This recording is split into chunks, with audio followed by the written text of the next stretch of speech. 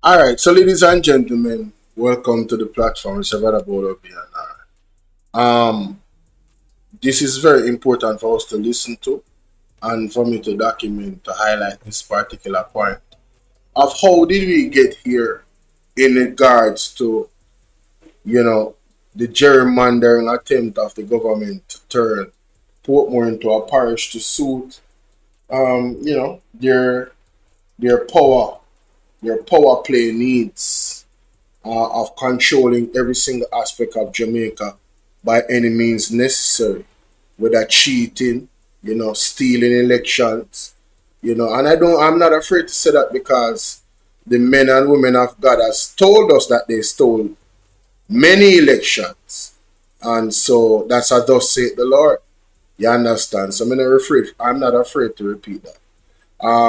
It's funny, before we get into what Fitz Jackson said, Andrew Wallace, he had a TikTok short that was about 30 seconds that I would love for us to listen to because it ties into this.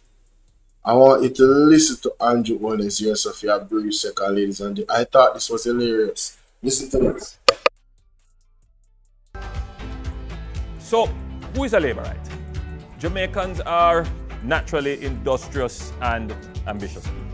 If you give Jamaicans a choice between handout and work, Jamaicans would choose work.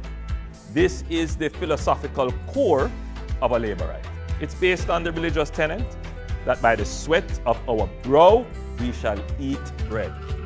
The economic ethic is that by disciplined application of our enterprise, creativity, and industry, we will earn our living. If you believe in working for your own, then you are a laborite. Stop the cap. Stop the cap right now. Stop the cap. No bullshit, bro. Yo, you mean to tell me, Liberites on the field, all of you that know that they get the $10,000, the KFC chicken, the hungry belly Liberite them on the field. Unu couldn't call out Andrews and tell him saying he's a bold-faced liar.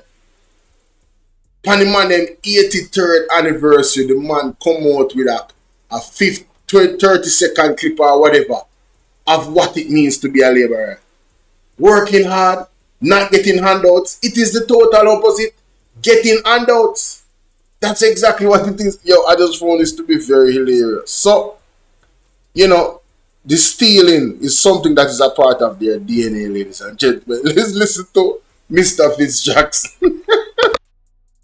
What's going on with this Portmore becoming a parish?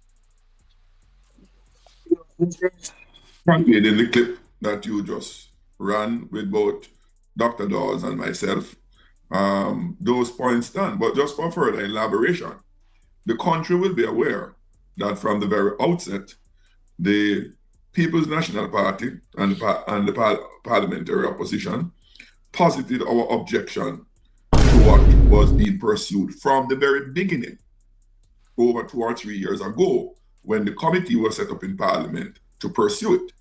Well, the committee was stacked with government members, and so we knew what the outcome of the Committee of Parliament deliberation would be before the start, to approve the creation of a parish of Portmore. When the bill that was subsequently tabled came for debate, the point was made that what we are seeing is a classical case of gerrymandering. And what is the basis of making that claim? Over 45 years ago, 1979, 1980, there was a level of political maturity that prevailed at the time between the People's National Party and the Jamaica Labour Party, then led by Edward Seaga of the JLP and Michael Manley of the PNP, to remove all electoral matters from the unilateral control of the incumbent government. The incumbent government usually appoint the director of election, prescribe everything, determine boundaries of constituencies, etc. And we knew the tension and violence that subsequently occurred out of that arrangement. And to shift all electoral matters to a newly created electoral advisory committee at the time, the Electoral Commission of Jamaica, where neutral or independent members constitute the majority, and both sides nominate two to interact with this body as it relates to the electoral functions. Since 1980, no election in Jamaica, local government or parliamentary election, have had a result where either the losing party refused to accept the outcome on the basis of how it was conducted. That's the kind of stability we had as it relates to electoral matter and political violence over 45 years. This Andrew Holness administration set out to rip that apart and to go back to the days where the incumbent government determined electoral boundaries, parliamentary boundaries, divisional boundaries, and well, those are there for now. And we have staunchly objected to that. How is it that the JLP government sought to circumvent the EOJ? By using their parliamentary majority to establish a parish with boundaries that they unilaterally determine. Prior to and customarily, the boundaries are determined with the input of both sides. In 2011, we had new constituency boundaries. In 1990, there was another one because I had about 3 boundary changes in my own constituency during my tenure because of population shifts that required adjustment in boundary. That was non-contentious because both sides participated and the independent members mediated it, and we had a settlement. This time around, the government said, no, the parish boundary will be so. And what has happened? In their haste and power drunkenness, they have established boundaries for this new parish of Portmore, for which the people of Portmore never participated in making that determination, as Dr. Dawes pointed out rightfully in the case. No consultation making that determination, for which they have established boundaries for this new parish of Portmore, for which the people of Portmore never participated in making that determination, as Dr. Dawes pointed out rightfully in the clips. No consultation was done with the stakeholders in Portmore on it. So they set out and draw this boundary to give them a political advantage. This is what gerrymandering is. Well, and Warmington publicly said it. It's recorded. It can't be disputed. They drew the boundary to create a garrison in Portmore for themselves. 1, and 2, to seek to control the St. Catherine Parish Council. So you don't have to go by what I say. Warmington said it explicitly. MP, the government is hell-bent on bringing Portmore to... And, you know, for those that are not aware, I need to find that clip. Now, ladies and gentlemen, Mr. Fitz is about to say something that I wasn't aware of in terms of the history of the boundaries of Portmore. This is extremely important. Please mark this down as a footnote. Let's get into it. P. The government is hell-bent on bringing Portmore to a parish. What would you want to see done, or how you want it? Well, my position, the party's position has been, from the outset, the Portmore municipality, as it is now, was never the creation of the People's National Party government in 2003. The Portmore municipality, in its structure, in its operation, was the design of the leadership and community members throughout Portmore after over 8 years of consultation amongst themselves and government entities. All the People's National Party did was to, 1, listen to the people and facilitated what they wanted from their wisdom into what we have. That said, any tinkering with, any changes to what is there, which is the people's creation, they must go back to the people in a fulsome, meaningful consultation, and whatever comes out of that exercise, the PNP fully embraces it. Jamaica, this is a teachable moment. This clearly establishes that the Jamaica Labour Party is not about democracy. And it's not even a joke. They are full-blown dictatorship government. I didn't know that enough. That Portmore, the borders as it is right now, was after 8-year consultation with the people of Portmore.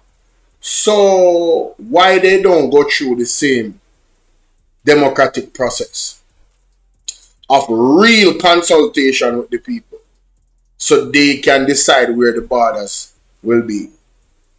You know why? Because they want to suit themselves. The Jamaica Labour Party is not about the people. The Jamaica Labour Party is about the Jamaica Labour Party. The most disgraceful utterances that came out of their mouth, ladies and gentlemen, was when they tricked you in September, before September 3rd, 2025, in that campaign, and said to you, choose Jamaica. They don't choose Jamaica. They choose their power structure. They don't care about democracy. They care about power. They are power hungry. You understand? So the people put more boundaries how they wanted it, with the help of the People's National Party, making sure that they listened to what the people wanted and gave them what they wanted. But what does the JLP do? Ignore the people and do what they want to do. I just want to point, the Jamaica Labour Party and the PNP is not the same. Understand this. Okay? So, I am so happy that Mr. Fitz Jackson came here and gave us this wealth of knowledge. And it needs to be understood and it needs to be highlighted and established. And that is what I do. Let's continue. Are you referring to a vote by the people of Portmore? Yes. I go further as you ask that question.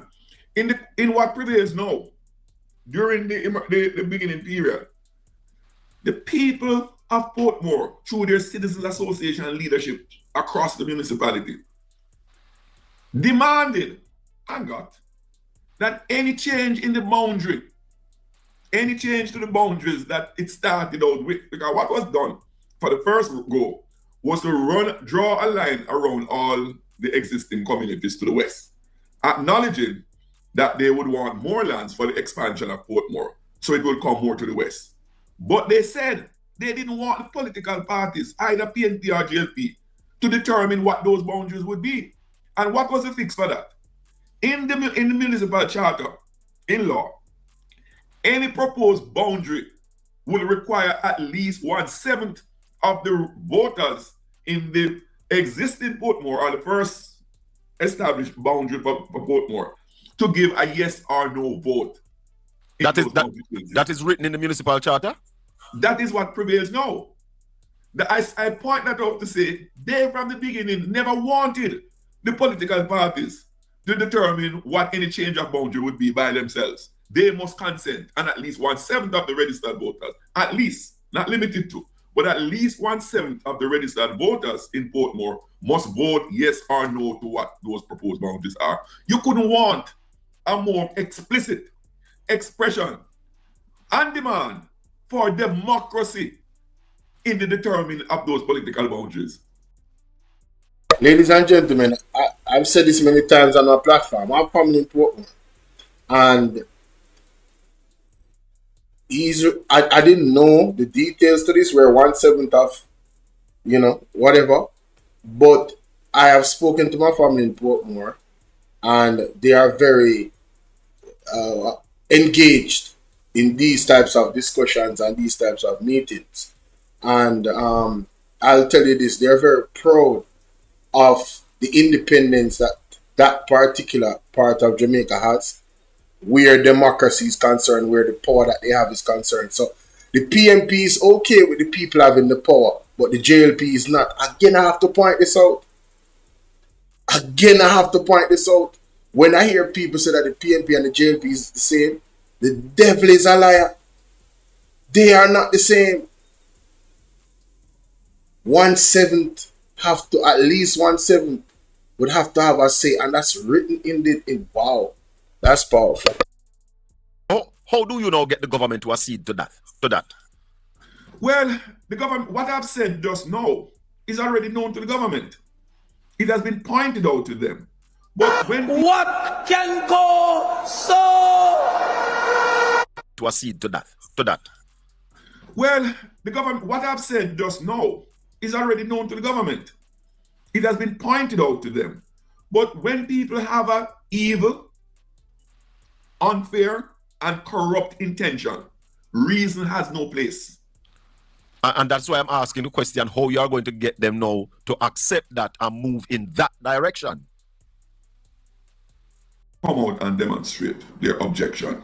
They have to come out and say, you cannot do to us what you want to do without our participation. To some extent, that was done prior to the local government election in 2024. We, the PNP, did organize and mobilize protests where we got tremendous support from the public to express our displeasure in that. What the government did then, in response to that demonstrated objection, was to suspend the pursuit.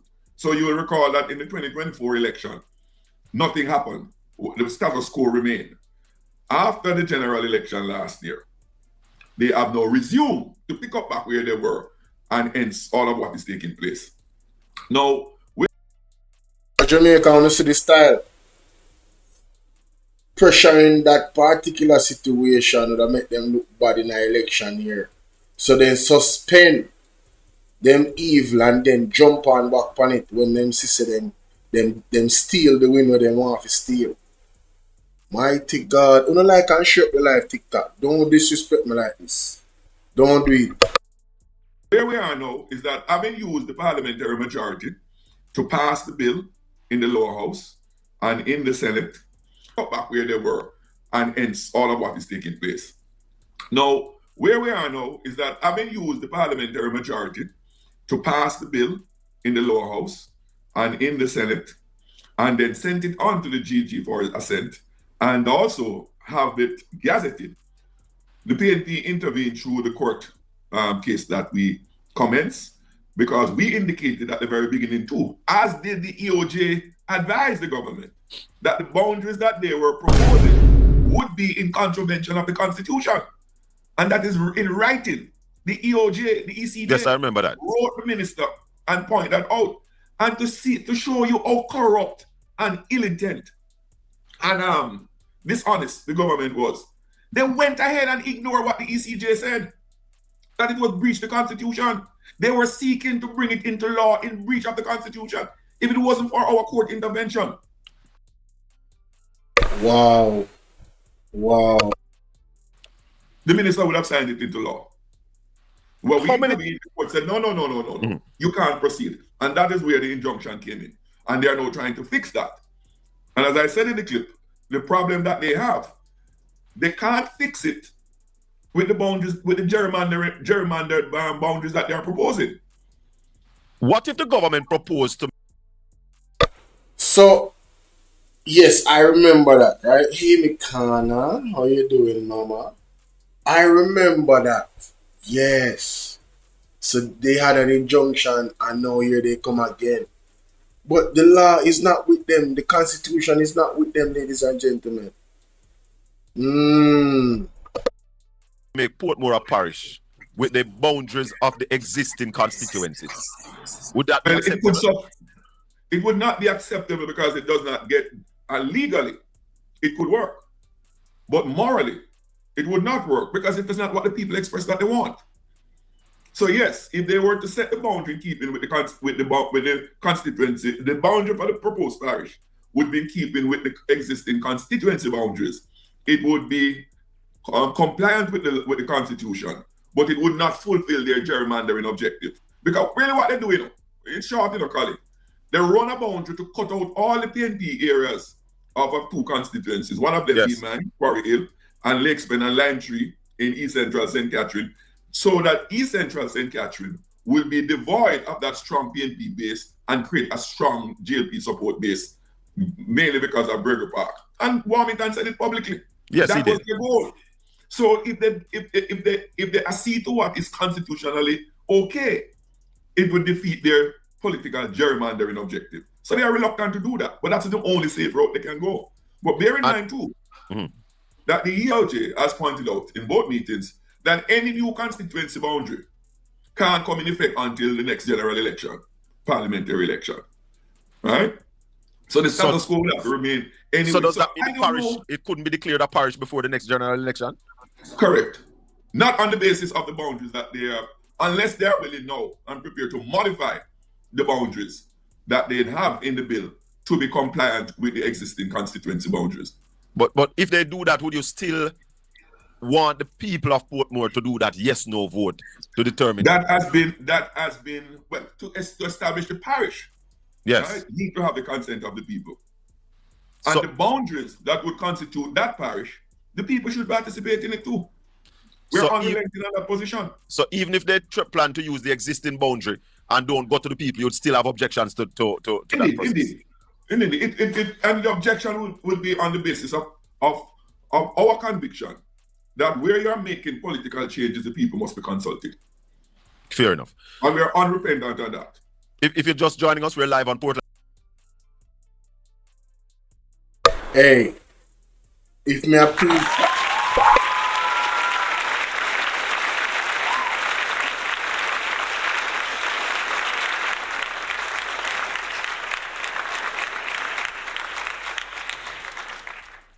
Why me appreciate the People's National Party one more time? Why they not perfect, but hey, thank God to them have some conscience, man. Suppose PNP them did wicked like a JLP. Jamaica, dog me with supper, with dinner, with breakfast, drink with water, turn off with pipe, take a roof off our house, everything would have go wrong. Oh gosh, thank God to the PNP not stay like a JLP.